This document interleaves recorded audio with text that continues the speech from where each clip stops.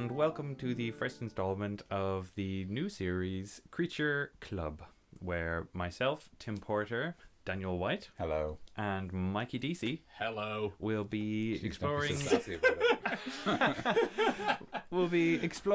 A few of the creatures in some of our favorite RPGs, predominantly D&D, but we might expand. Yeah, we are looking at right now the D&D 5th edition book right now. Mm-hmm. What our plan is we're just going to go down the book and just talk about each monster. Yeah. There's a bunch of monsters I through my years of playing D&D, I haven't even looked at or even tried. Absolutely, yeah. There's so many pages on that book that you just skip over. Yeah. Mm-hmm. So the plan is sort of to go through the book alphabetically. We'll talk about maybe the history of the monster, whether it comes from, say, a mythology, and what the mythological differences might be.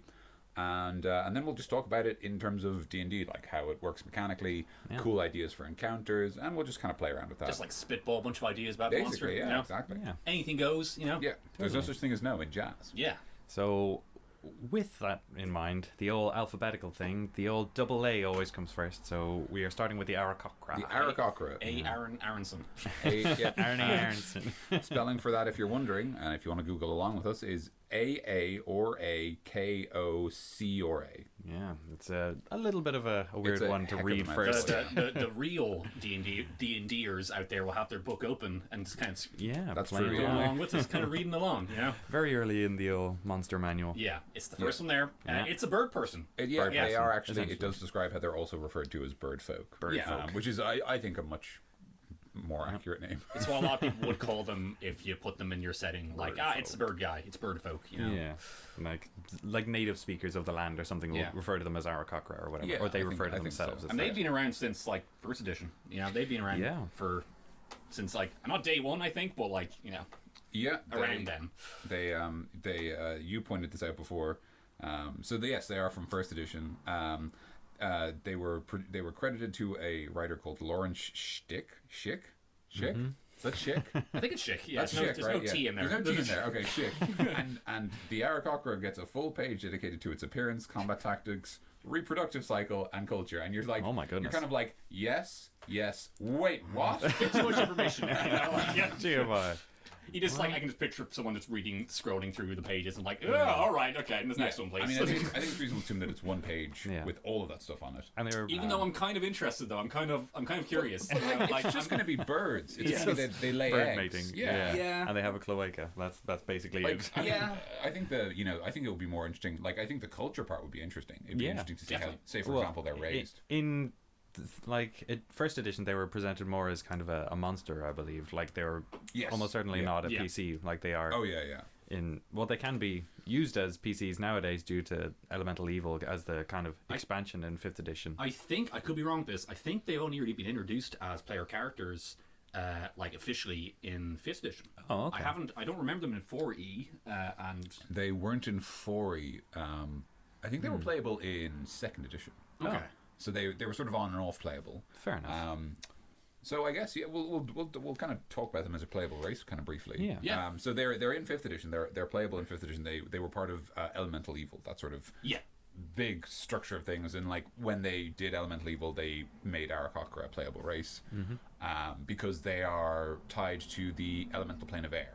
Yep. So obviously the idea is like if you want to be from elemental land, you do it. Yeah. You gotta be this guy. They're very much flyboys. They are constantly in the air. Their preferred place is just flying around. Yeah.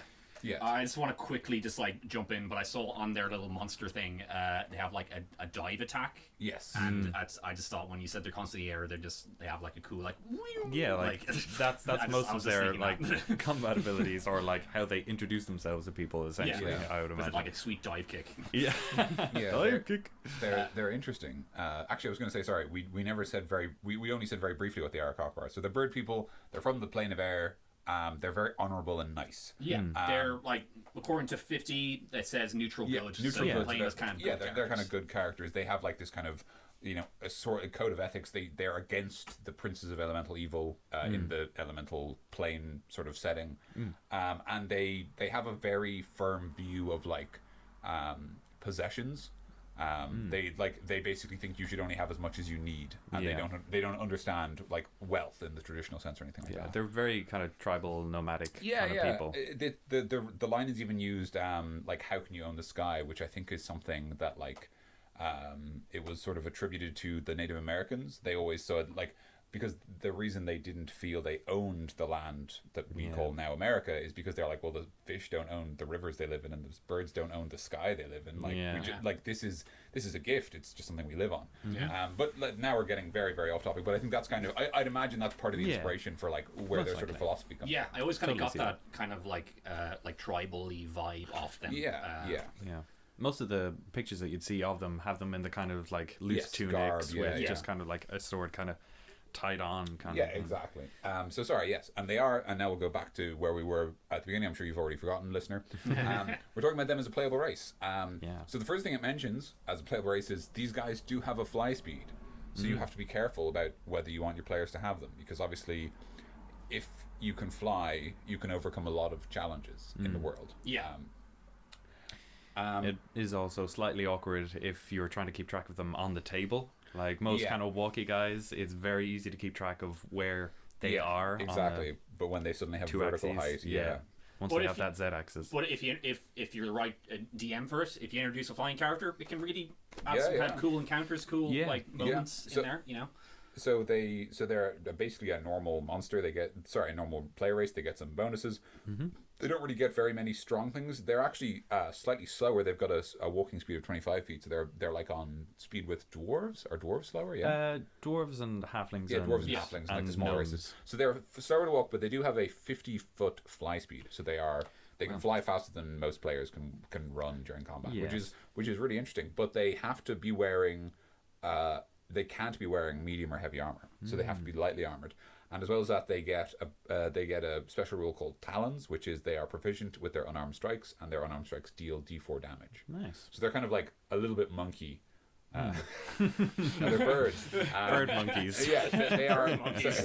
They are a little bit like the monk class in that they have kind of a bonus to their unarmed, and they're encouraged not to wear armor. So I think they're kind of they seem like they'd naturally fit that kind of the kind of monk or the rogue. Yeah, sort of this sort of lightly armored warrior aesthetic is kind of what they're playing with. Yeah.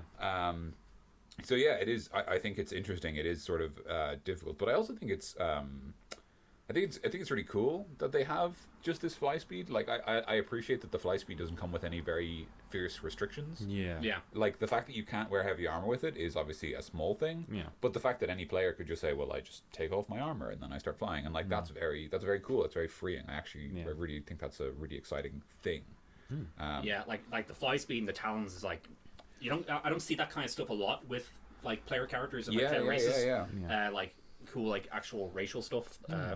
But a cool thing that just occurred to me there, like if you wanted to have like a grounded Aarakocra as maybe an NPC or a PC, maybe you could like have that as like they were cast out from their tribe kind of thing, just as like an extra character. Like they have to carry these weights and it's in their own kind of honor system. That could be a cool way to give it a little bit of a twist. That's a really interesting idea. Maybe like even more extreme with it, but I probably wouldn't do this where like if they get cast out and they like they cut their wings off, or they cut bits of their wings or their feathers or something, I was thinking that they could you could play on the idea that they're very materialistic. They're like I don't know what the word for that is, the opposite of materialistic. Anyway, they're like, because of that you could have, say, like maybe an Aarakocra steals from the tribe, then like their punishment is that like weights are tied to their wings, and it's like, well, let the weight of the things you love so much drag you around, and then they're not like fly anymore. It's kind of a poetic punishment. But yeah, so like they're pretty interesting. They are playable as players, but it does specifically call out even in the description that like if you want to play this, you should speak to your DM because you will be getting a fly speed, which is very, very, which is big. It's just big. And that's also actually something I wanted to talk about in terms of them being a monster. So yeah, sorry. Why don't we go over their kind of description a little bit before we get into the mechanical mumbo jumbo? Yeah. So the race themselves, like they're in most editions considered to be quite a colorful race for the male side, as is typical across most kind of exotic birds in the wild. Like the female ones actually have a lot of very kind of muted browns and greys. Okay, yeah. Whereas the men have all this plumage. Like peacocks or ducks. And stuff like that, or the exotic birds of the kind of paradise Birds of Paradise. Birds of Paradise. Yeah, like they have all these mad colors, and then the female birds just look like little are very sort of like finches or blackbirds. They're basically camouflaged. Yeah, like, they're actually camouflaged. Okay, yeah, because I didn't know they were all like different birds. I thought they were just like, as the picture shows, it just looks like an eagle man. Yeah, the picture is kind of like a hawk dude. Yeah, but I think it's very reasonable to assume that because they're just like they're not even from Earth or whatever you want to call the material plane. Because they're from like a plane of elements that they could kind of be whatever color you want. Yeah, and if you have if you have them in your world or in your like specific setting, like your homebrew one, you can just you can have different birds because if a player wants to play this one, I want to be a little bluebird or something. Yeah, or a little falcon kind of thing. Yeah, or like a snowy owl or something. You could even be from like the mountainous cold regions and you've got like thicker feathers or whatever. That'd be cool. That could be a cool variation that you could do just for flavor. So so that's really cool actually. I like that. And then there's a lot of play on. You don't see a lot of colorful races, I guess. I guess we're kind of we're overemphasizing their play race. Let's talk about them as monsters. Yeah. Okay, what do they do as monsters? Okay, first of all, description-wise, they are native to the plane of air. But they show up in the material plane. Sometimes it's not clear how, but we don't care. Yeah, I really like this bit here where it says that they range from the howling gyre, an endless storm of mighty winds and lashing rains that surrounds the eternal plains of air. But that's just a really cool idea. Oh yeah, just constant storms. Yeah, they're gorgeous names. They're so descriptive, and I love the sort of it describes here that they report back to the Wind Dukes. I think the term Wind Dukes is extremely good. Yeah. Dukes of Wind. I think that's a very cool. I love names like that immediately make you want to be like, who are these people? Who are the Wind Dukes? Who are the Wind Dukes? And how can I be one? They're always winning, them Wind Dukes. So that's cool. And then obviously they've got another thing, which is they've basically got their own built-in quest line, which is great for any monster race. Yeah. Especially for obviously a good monster race that's normally going to be allied with the PCs. So they've got search for the 7 shards, which is will I just read this out verbatim, actually? Go for it. Yeah, if you want to, yeah. Okay. The Wind Dukes of Aqua come from a race of elemental beings called the Vati, which once ruled many worlds. A creature known as the Queen of Chaos rose and initiated an interplanar war against Vati rule. To combat the threat, 7 Vati heroes combined their powers to create the mighty Rod of Law. In a battle against the Queen's greatest general, Mishka, the wolf spider, Avati killed Mishka by thrusting the rod into him like a spear. The rod shattered into 7 shards that scattered across the multiverse. Aarakocra seek signs of the pieces' locations in order to rebuild what is now known as the Rod of 7 Parts. I'm getting a very Lord of the Rings vibe. I know those names are very, very Tolkien. Yeah, and just the way the rod shattered. It's all very Tolkien, which makes sense when you think about the idea that this might have come from a very early edition of D&D. Like this might be this might be from that second edition from Lawrence Schick, or it could have come from someone else because So it feels very classical, and I think it makes a great tale to tell your players. It's a great setup, and it's a lot of very evocative names. The names in it, you could Mishka the wolf spider. Yeah, that's so cool. It's Mishka the wolf spider. What was the queen's name? The bad Queen guy? of Chaos. Queen of Chaos. That is a fantastic big bad. It's wonderful. It's is it literally a wolf spider or we don't know exactly. A wolf spider is a cool concept in your head, but as a title, that's even cooler. Exactly. Yeah, literally that it's actually just a really huge general, this massive figure, armored figure, and you're not sure why it's called the wolf spider yet, but you're gonna find out, and you're not looking forward to it. I think it's wonderful. I actually think that piece of writing is so good. I think that you could almost read this out verbatim to the players to get them excited about what they're gonna do. I think it's very, very cool, and I love it. I love how it's so you immediately know what you need to do. You need to find these 7 pieces. You know what you're gonna get at the end of it. You know where it comes from. You know what you're up against, and exactly. the kind of peril that you're facing. So it's it's very cool, and so that's kind of a quest line you can pull the Aarakocra into. As we said before, they're neutral good. They're kind of described as being generally they're fair folk, to use a Tolkien term, right? They're not one of the races of darkness. But if they were, we should talk about what it would be like to fight them. Because obviously that's why we're here.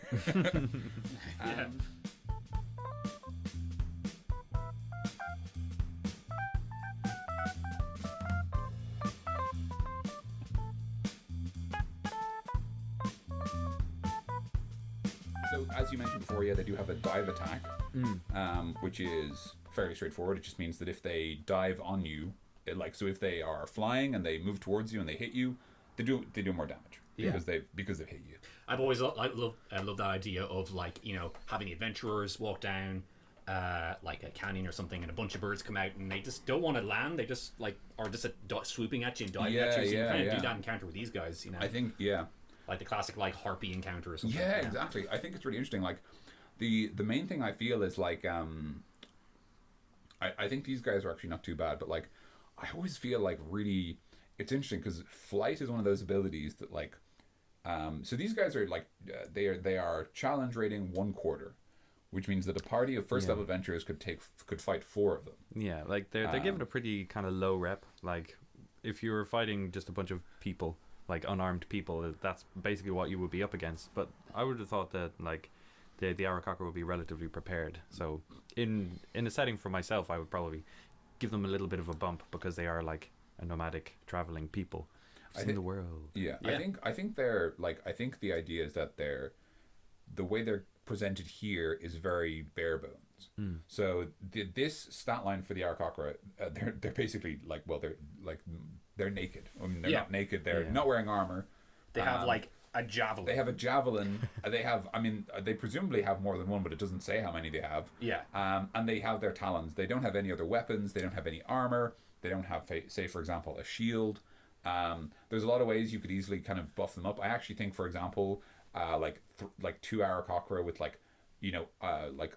sort of a mithril shirt or just a leather jerkin and then a shield and a spear would be great kind of honor guards. They'd feel really appropriate because they've got that sort of proud hawkish look to them. So that'd be cool. But I think that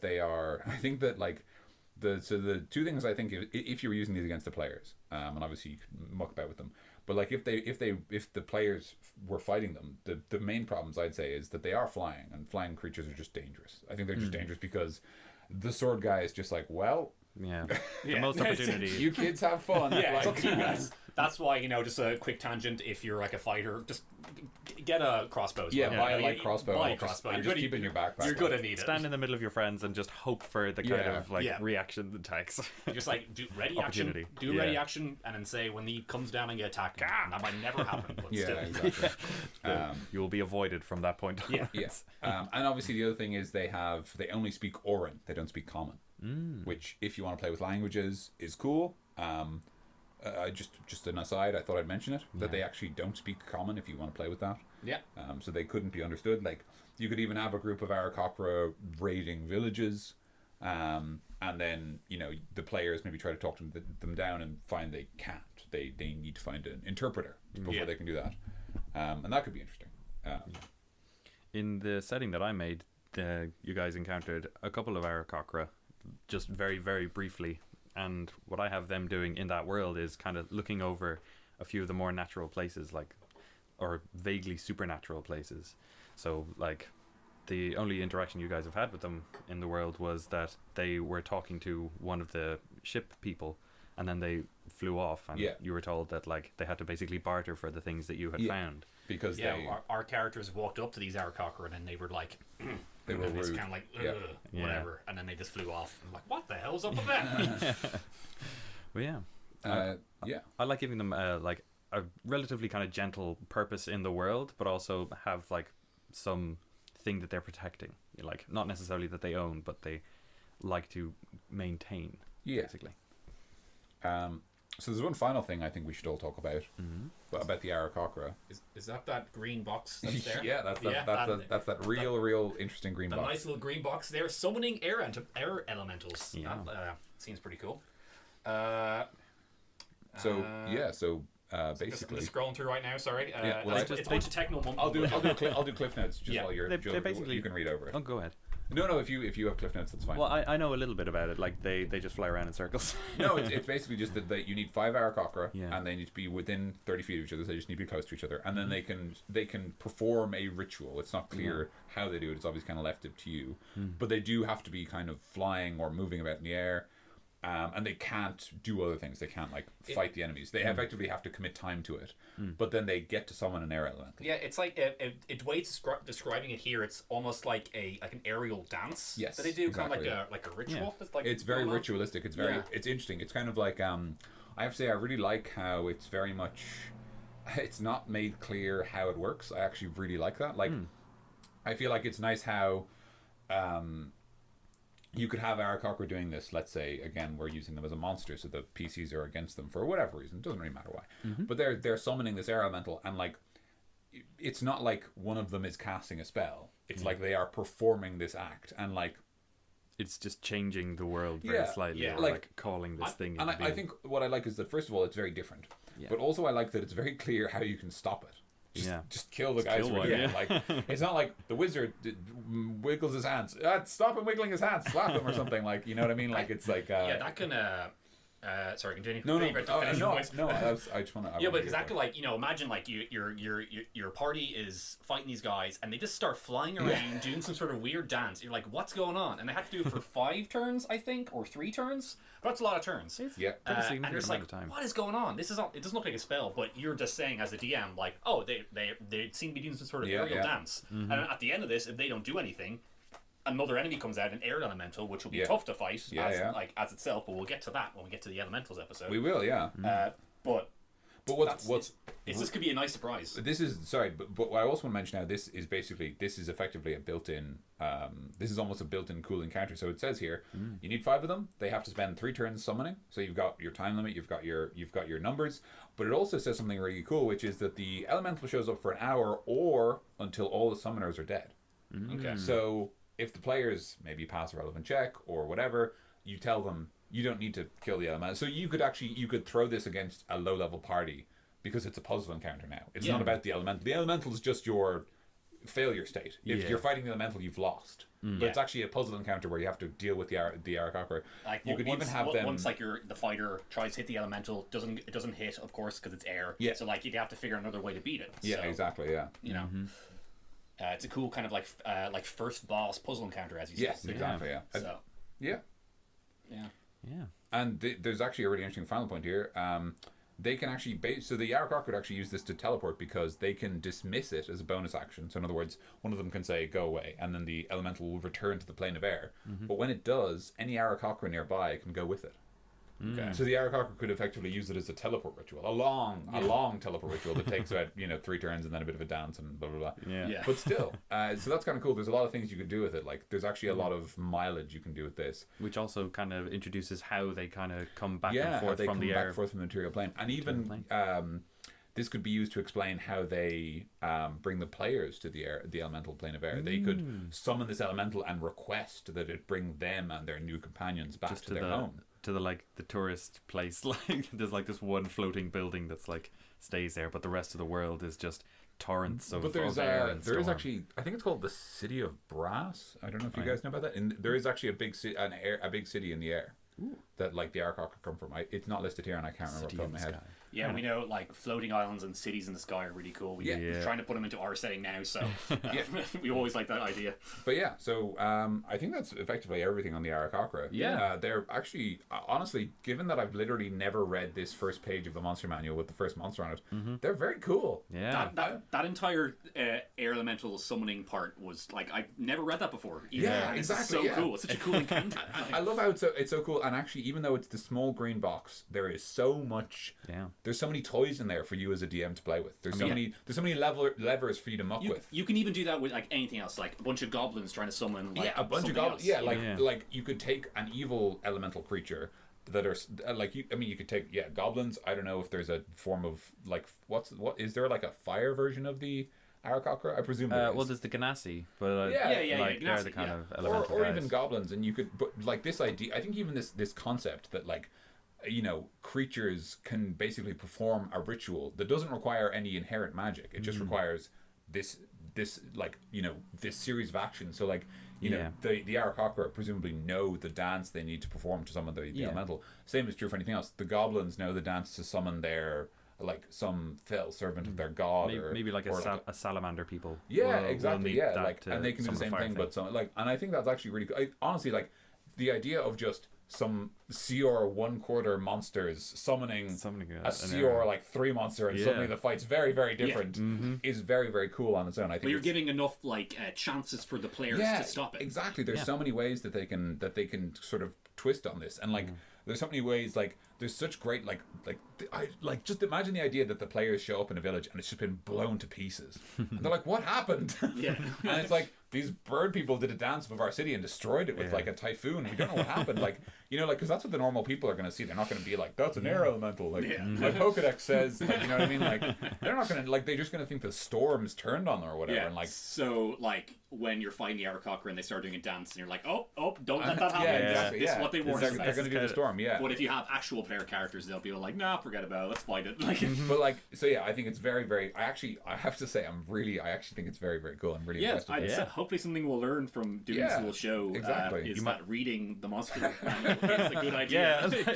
you might have spoiled one of my encounters for you guys when you face the Aarakocra in the future. Whatever. It'll still be very cool. I mean, you're probably not going to fight them, but like, they seem like nice enough fellows. Yeah, they're cool guys. So that was the Aarakocra.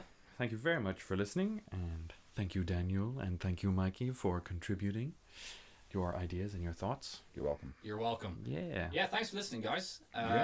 Hope you guys like the show. If you do, let us know. If you don't, then get out of town. If you've used Aarakocra in any games you've run, let us know. Yeah. Or if you think Aarakocra are bad and you want to talk about something else, join us in our next episode. Yeah, literally, that's the next episode. So you're good. Join us in the next episode for Bullets. Oh, we spoiled it. Yeah, well, it's alphabetical. It's alphabetical. Just look at the next page, guys. No. Oh no! Do your homework, read up on them, and we'll quiz you next time. Yeah. Show your work, essay. Yep. See ya.